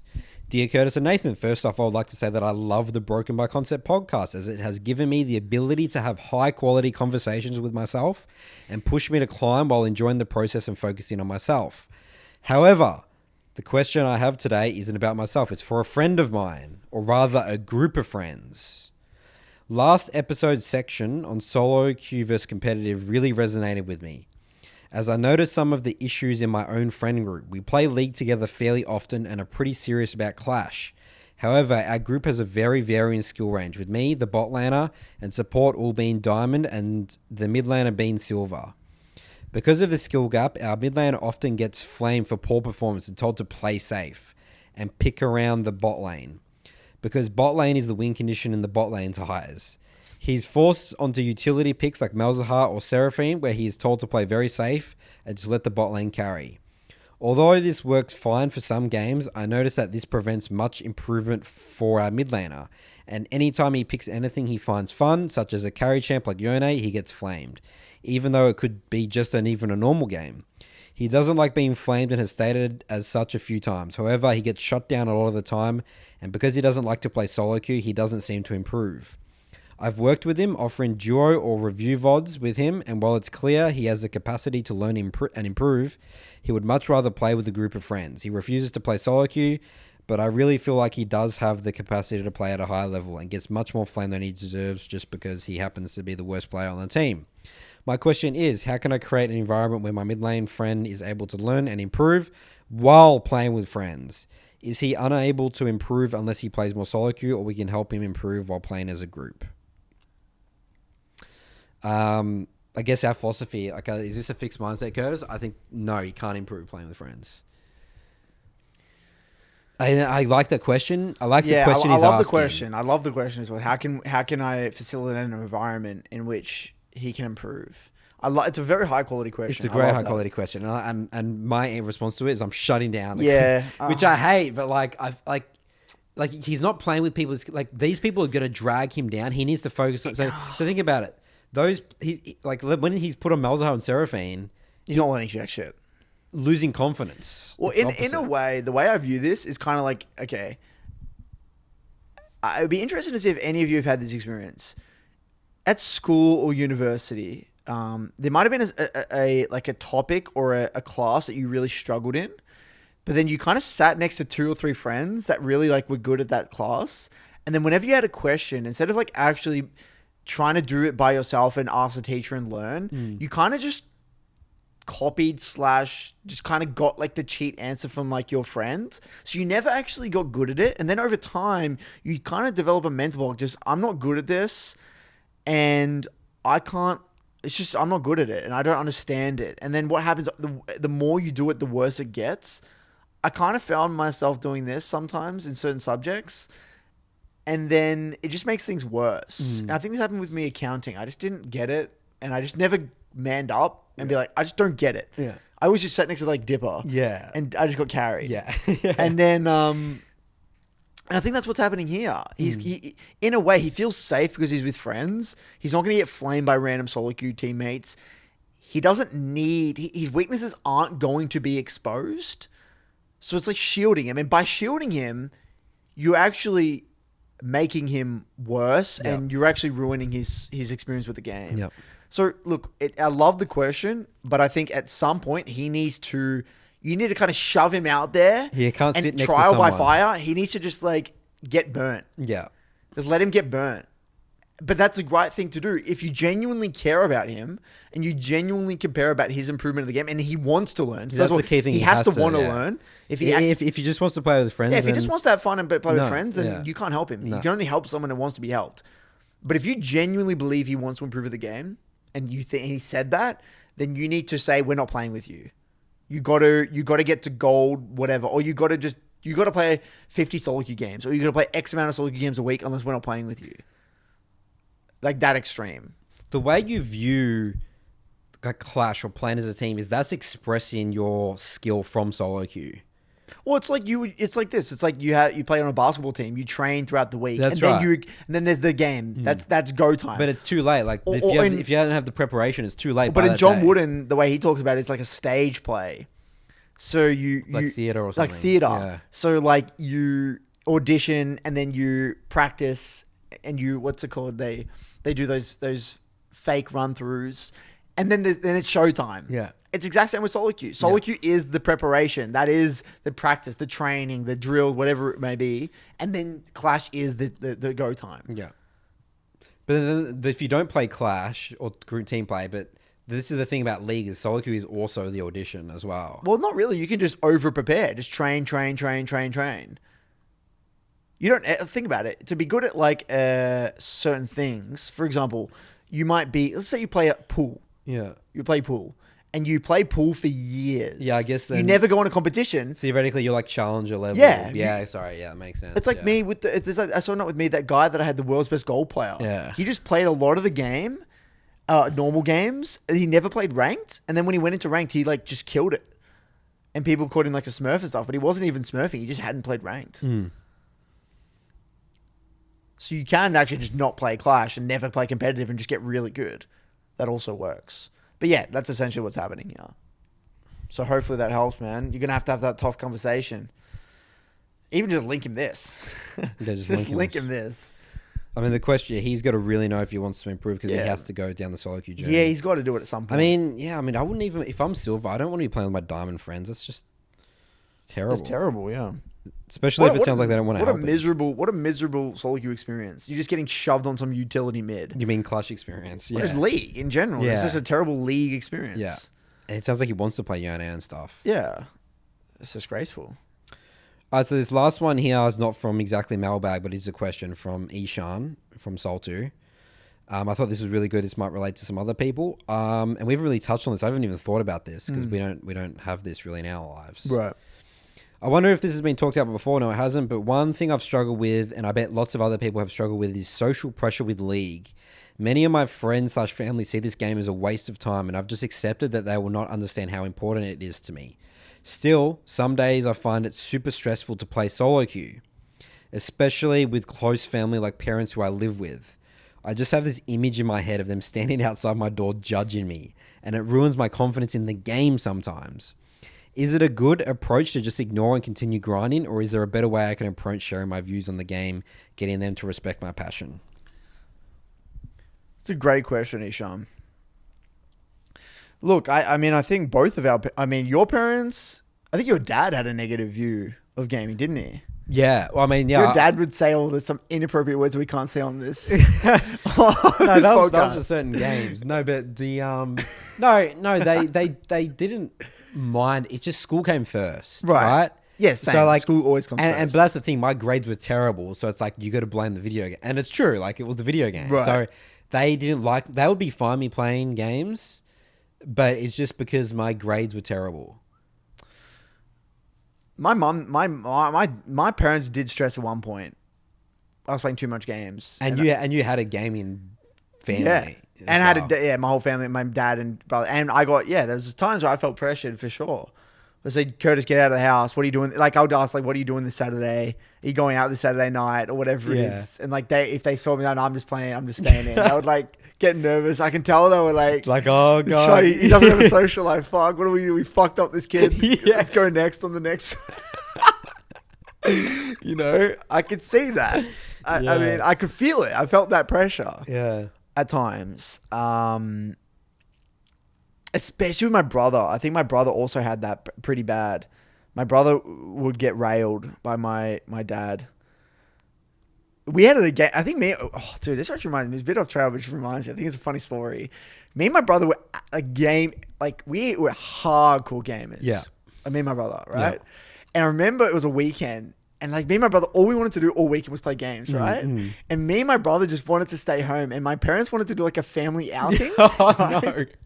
And then my brother was just he was just complaining all morning, like he didn't want to go. Yeah. And then I'm like, I was like kind of in the middle. I wasn't really complaining, but I'll just suck it up, you know, to make him happy. And I'll just come home and play after. Yeah, I'll just play after. Like I didn't want to go, but I just did. Yeah. And then so we're going to the car. My brother's just like making my parents' life like living hell. And then my dad's in the car, right? And we're about to leave. And then he keeps going. And he's like, that's it. I've had enough. And he just opens the door. We're not going anymore. And he storms out and we have like this gate to get to the back house. And he slams the gate and the gate just explodes. Like the whole hinge of the gate just fucking explodes off. And my mum's like oh my God. Like, oh my God. And then my dad just goes and doesn't talk to anyone. And me and my brother start playing computer games. Dude, it was out of control. Oh my God, dude. Yeah. The family's getting torn apart. Yeah, it was rough. That period of shit. time. No, me and my brother were addicts. And the bad thing is I think they felt bad for my brother, so Yeah. they couldn't take away the computer, because if you take away the computer, His there's life is nothing gone. left. Yeah. So it's like, what do you do? I shouldn't be laughing at this, but yeah, it's tough. It's a tough. It's a parenting brutal, decision. dude. It was a brutal parent. I can. Yeah, that's the same with me as well. My parents knew if they took away my video games, I'm just nothing, you know.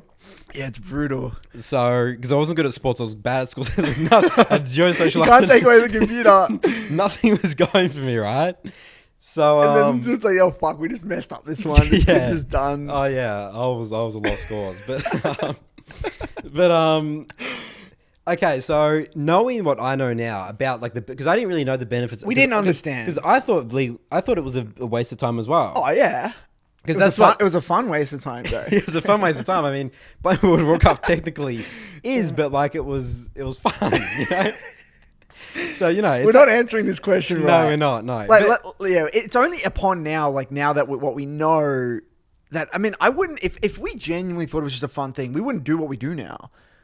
You know No, what I we mean? wouldn't. That's We right. wouldn't No. actually have gone down I this have a different route. career, yeah. We would be out of this. Yeah. Like we actually, after esports, we probably would have just pissed Yeah. off and done something different. Yeah. But we genuinely believe. Yeah, that's actually the only reason we're here, Yeah. is because we saw the benefits. and mainly through Jono Brown, our yeah. mentor, right? Because he understood, because he just was fascinated about this game and how great it is. Again, everything we talked about here, the positives, fast moving world, just the brain, the competitiveness. And the skills you can develop, the soft skills you can develop through League. So it's basically, Ishan, go to your parents and be like literally, no, before then, write down why you play League, why it's a challenge, why you prefer doing this than other things potentially in your life. Well, it's got to be a proper sit-down conversation. It's going to be a tough conversation. Tough You can actually conversation. have a tough conversation. You say, look, like Nathan said, this is why I play this game. This is why it's important to me. This is what I'm getting out of it. And you don't have to, and like you said before, you don't have to understand it. And I don't expect you to understand it. You don't even have to respect it. Yeah. Yeah. But I'm going to do this because it's important to me. And I will continue to do the things that are important first. Prioritize the school, get the grades, whatever you need to do. And then to keep him happy. And then that's it. I'm sorry, I'm still thinking about your dad. Oh, yeah, that was brutal, dude. That's such a funny Oh, there story. was so many of those stories, though. That's just Really? one of them. That's just one of them. This is one God, of them. that's great. Our household Morgan- our household What for like, period of this was this? Was this year? this was when I think I was 15. No, this is when Yeah. I was like probably 14, 15. And when Yeah. my brother was like 11, 12. Got it. So he was like on the period. He was like, just about in high school. yeah, just like Yeah. grade 6 to year 7, Yeah. like getting into high school. He was Yeah. like kind of confused and like Yeah. he loved his games. But he was like, my brother had like, he was crazy, like Yeah. in terms of just like, he just lost the plot all the time. And Control his emotions, yeah, he right? couldn't control his Yeah. emotions. And Yeah, it's so going through puberty. It's normal. yeah, it's right? normal. And, Yeah. and so like, but what made it worse is that me and my brother just hated each other as well. Yeah. I didn't have a good relationship with my brother. Yeah. Like we were always like So fighting. but you guys didn't you have common playing games together? No, we didn't play games together at all. Oh, okay. So you just like playing. Okay. So he played his game, I played my game. Yeah.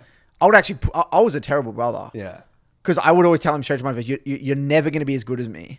Yeah. I put him down 24/7. Yeah. I said, just give up type thing. Because Like, you're this Counter-Strike. because I was the god, I believe, in my mind. Yeah. Like you could, like you wouldn't. I just Maybe that fundamentally. used him as motivation, because then he surpassed your Counter-Strike. Yeah, he did. career. He surpassed me. Yeah. He, in a way, I view him as like it's like a Star Wars type thing. Like I was like The villain. the villain that like motivated him The to hero. because if he didn't have that knowing that it was possible to be that good, Yeah. that he probably wouldn't have gone down that path. No. But he just used that as motivation. I got to beat Curtis. I got to be, I think it was subconscious to him. I just got to be better than Curtis. Yeah. Because in my mind, I was like, there was no chance I could be better at you at any game, no matter what. And I think that motivated him. He's like, holy shit, like I got to beat him. I got to get better at him at Yeah. Counter-Strike, which I thought was impossible. And then when he did, I was like, holy shit, Yeah. that's insane. Yeah. And then, so I think that motivated him a lot over time. And we actually didn't talk about games that much at all. Interesting. It was mainly me and I spoke to my dad about it. And I Yeah. think my brother and my dad spoke about games, but like, it was never like, there was never a 3-way conversation. It was always like me to my dad and then my dad to my brother and then my brother to my dad and then me to my, yeah, it was never like 3-way. Very unique. But yeah, there's many times where like my mom wanted to do like go out because my mom doesn't play games, right? And Just we got all this wanted to play family with games. And then that just exploded things. Yeah. Because mum would be depressed and stuff like that. Yeah. And she would want to go out to the beach. And they were like, I want to stay home and play games. And then it was just awkward. It was just a disaster. That specific few years was an absolute disaster. And that was when as well, then we went through a Guild Wars addiction in my whole family. Your whole family. In my whole family. Except for your mum. Except for my mum. It was a Guild Wars addiction. It was good fun though. Good fun. Good memories.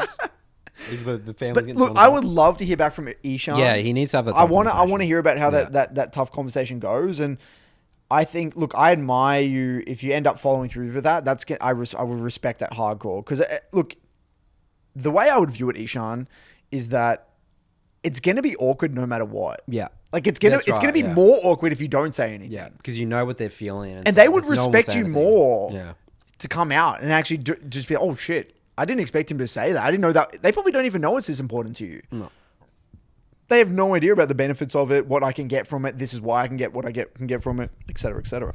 The only thing is that, like, I mean, maybe I'm not sure your full situation, Ishan. I don't think that's the case though. Is that maybe other aspects they judge you because you're behind in other aspects of your life, like, you know, like the social life, Right? and stuff, Yeah. you know.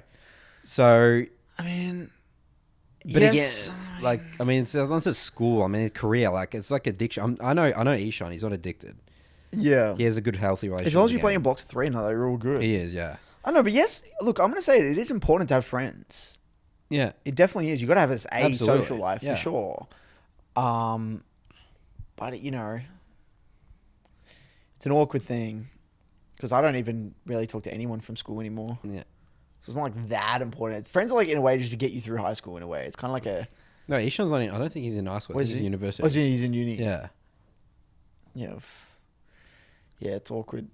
I don't really have a solution for that in the sense of like how I don't understand. I know friends are important, but like, how much time do you really need to spend with friends in real life to develop like have a meaningful relationship? Well, I think a lot of time.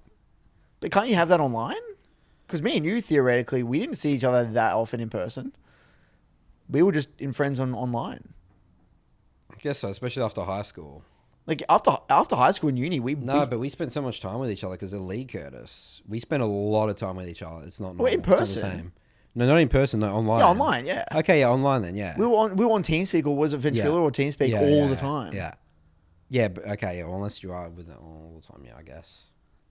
Anyway, we're going on a tangent. But anyway, great question. Yeah. Keep us updated, Ishan. That's it for Mailbag. Yeah. Good sesh. Good episode, everyone. Well, I mean, we don't know. We just do these episodes. So, thanks for tuning in, everyone. We'll see you next time on the next Broken by Concept episode. Beep, boop. You gotta do the song, the outro. That's the What? song as well. No, Mailbag outro. That's ridiculous, Curtis. Why don't we get an outro? We should get an outro. No, you would have an intro before you have an outro, Curtis. We gotta have an outro as well, though. So we'll have an intro, a mailbag, and an outro. We should. All right, we need some more money in this podcast. Curtis invested on this. All right, guys. We'll see you next time, yeah?